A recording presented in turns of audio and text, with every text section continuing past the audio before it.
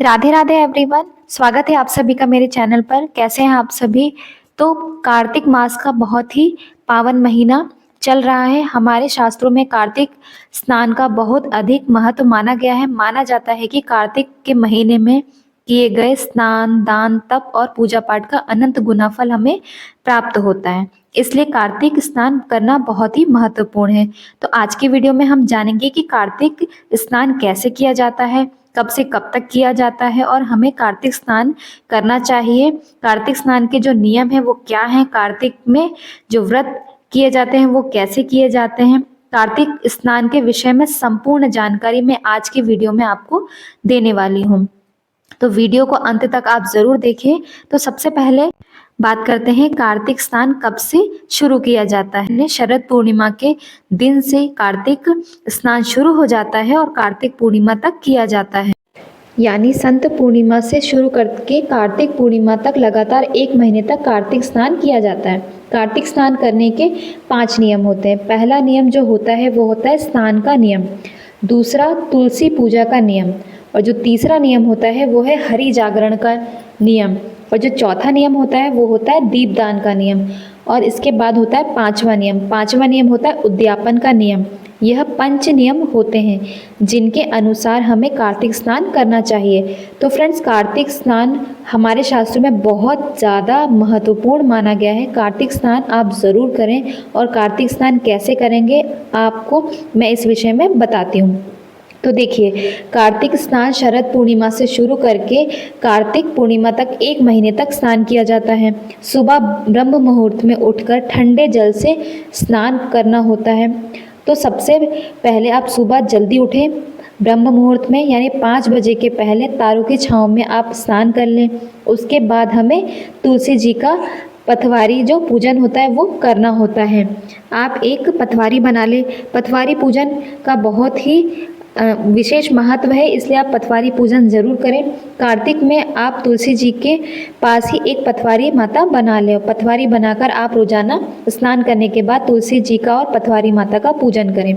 पूजन करने की विधि बहुत ही सरल है। सबसे पहले हम जल समर्पित करेंगे, उसके बाद हम तिलक लगाएंगे, फूल समर्पित करेंगे। भोग प्रसाद में आपके पास जो भी हो, अगर आपके पास कोई भोग हो तो वो आप समर्पित कर सकते हैं, फल समर्पित कर सकते हैं। यदि आपके पास भोग के लिए मिठाई वगैरह कुछ नहीं है तो आप बताशे भी समर्पित कर सकते हैं।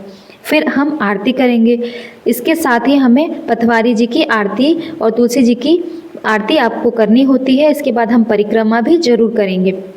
तो परिक्रमा का भी विशेष महत्व है, तो आप परिक्रमा भी ज़रूर करें।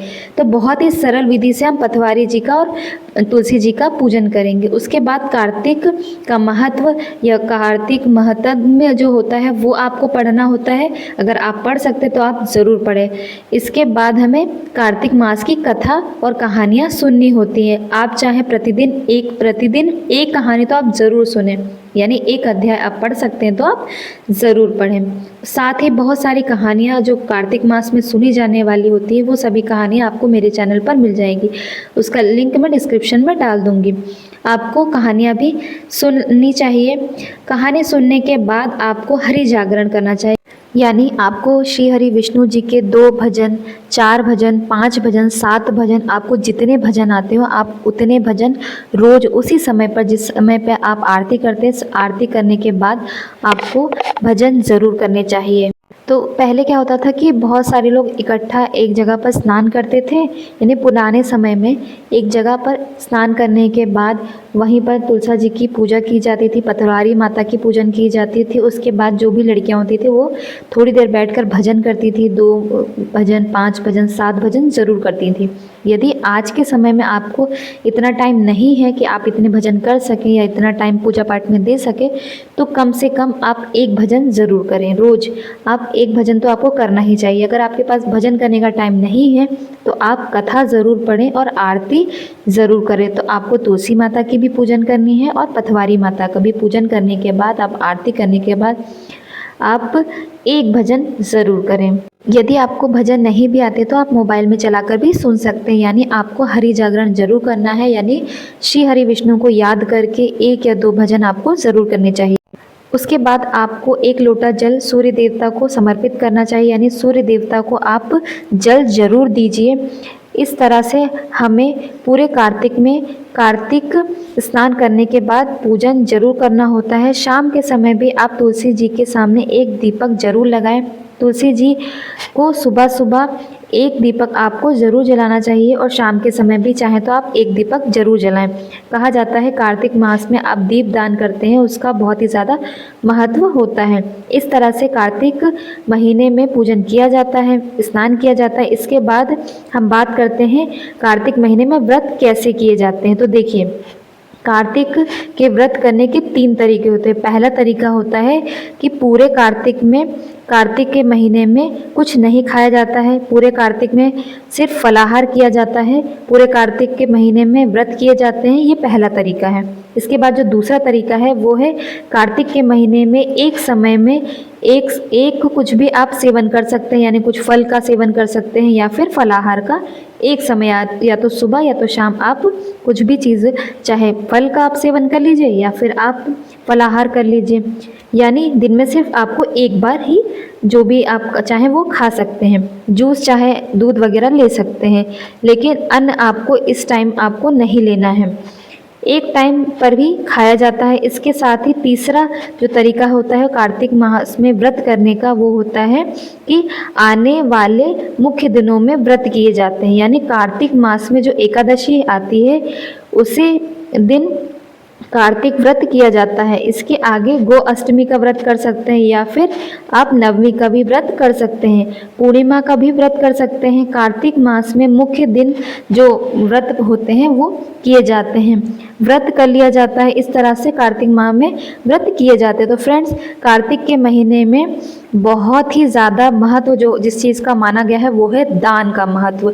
तो देखिए, आपको दान जो करना चाहिए वो तो करना ही चाहिए, लेकिन सबसे बड़ा जो दान माना गया है वो है मनुष्य जीवन का आधार, वो है दीपदान। क्योंकि आपको शास्त्रों में कहा जाता है कि आपको दीपदान जरूर करना चाहिए। भगवान विष्णु ने कुबेर महाराज को आदेश दिया था कि जो लोग कार्तिक माह में अपने घरों में या घर के आसपास किसी सरोवर के पास दीपदान करेंगे, उनको धन वैभव की कभी भी कमी नहीं होनी चाहिए। तो कार्तिक के महीने में दीपदान आप ज़रूर करें। तुलसी जी को आप दिया ज़रूर लगाएं। आप चाहें तो भगवान विष्णु के मंदिर में भी दिया आप जला सकते हैं, और या फिर आप अपने घर में जो तुलसी जी है आप वहाँ भी एक दीपक ज़रूर जलाएं। इसके साथ ही पीपल में पथवारी जो माता होती है उनका स्थान बनाकर आप वहाँ भी दीपदान कर सकते हैं। केले के पेड़ में दीपदान आप कर सकते हैं। इस तरह से आप दीपदान ज़रूर करें। भगवान विष्णु के मंदिर में नहीं जा सकते हैं, घर में ही आप भगवान के जो आपके यहाँ मंदिर है घर में, आप वहाँ भी भगवान विष्णु की प्रतिमा के सामने दीपदान जरूर कर सकते हैं। इस तरह से कार्तिक के महीने में आपको पूजन करना चाहिए, और इस तरह से पूरे कार्तिक में आपको इस तरह से पूजन पाठ करना चाहिए। और कार्तिक के माह में आखिरी में उद्यापन किया जाता है, यानी कार्तिक स्नान कर रहे हैं, कार्तिक के व्रत कर रहे हैं और सभी चीज़ें जो कार्तिक में के जो नियम हैं आप वो मान रहे हैं, तो आखिरी में आपको उद्यापन भी ज़रूर करना चाहिए। कोई भी व्रत या कोई भी संकल्प पूर्ण नहीं होता यदि आप उसका उद्यापन नहीं करेंगे तो। इसलिए आखिरी में यानी कार्तिक मास का जब अंत होता है तब आप पंडित पंडिताइन आपको जो भी मिले आप उन्हें घर पर बुलाइए, उन्हें भोजन कराइए, वस्त्र दान कराइए और दक्षिणा देकर पैर छूकर उनका आशीर्वाद जरूर लें। कम से कम एक जोड़े को आप भोजन जरूर कराएं। इसके साथ ही देखिए, कार्तिक मास में दलहन का सेवन नहीं किया जाता है, यानी जो दालें होती हैं, यानी चने की दाल हो गई, मटर की दाल हो गई, 2 टुकड़ों में विभाजित जो हो जाते हैं वो भी दलहन ही कहलाता है। तो आप उस तरह से दलहन का सेवन ना करें। कार्तिक में महीने में आपको शरीर पर तेल की मालिश नहीं करनी चाहिए। इसके साथ ही कार्तिक के महीने में प्याज और लहसुन का सेवन नहीं करना चाहिए। मांस, मदिरा, शराब का सेवन नहीं करना चाहिए। पूरे कार्तिक मास में लड़ाई झगड़ा नहीं करना चाहिए, किसी की निंदा नहीं करनी चाहिए, और कुछ ऐसे कार्य हैं जो आपको बिल्कुल भी नहीं करने चाहिए। चारपाई वगैरह पे कहते हैं नहीं सोना चाहिए। यदि आप पूजन कर रहे हैं तो आपको जितना हो सके आप अपनी क्षमता के अनुसार जितना आप सक्षम है उतना आपको दान पुण्य करना चाहिए। कहा जाता है कि कार्तिक मास में किए गए दान पुण्य का अनंत फल प्राप्त होता है और किसी भी व्यक्ति को, जो भी व्यक्ति कार्तिक मास की पूजा अर्चना करता है और व्रत करता है, स्नान करता है, दान करता है, उसकी सभी मनोकामनाएं भगवान विष्णु और माता लक्ष्मी ज़रूर पूर्ण करती हैं। तो इस तरह से कार्तिक के जो नियम हैं मैंने आपको सभी नियम बताए। कार्तिक मास में पथवारी माता और तुलसी माता का भी पूजन आपको ज़रूर करना चाहिए। तो ये थे कार्तिक मास के नियम। यदि आपको ये वीडियो अच्छा लगा हो तो प्लीज़ मेरे चैनल को लाइक शेयर सब्सक्राइब ज़रूर करें। धन्यवाद।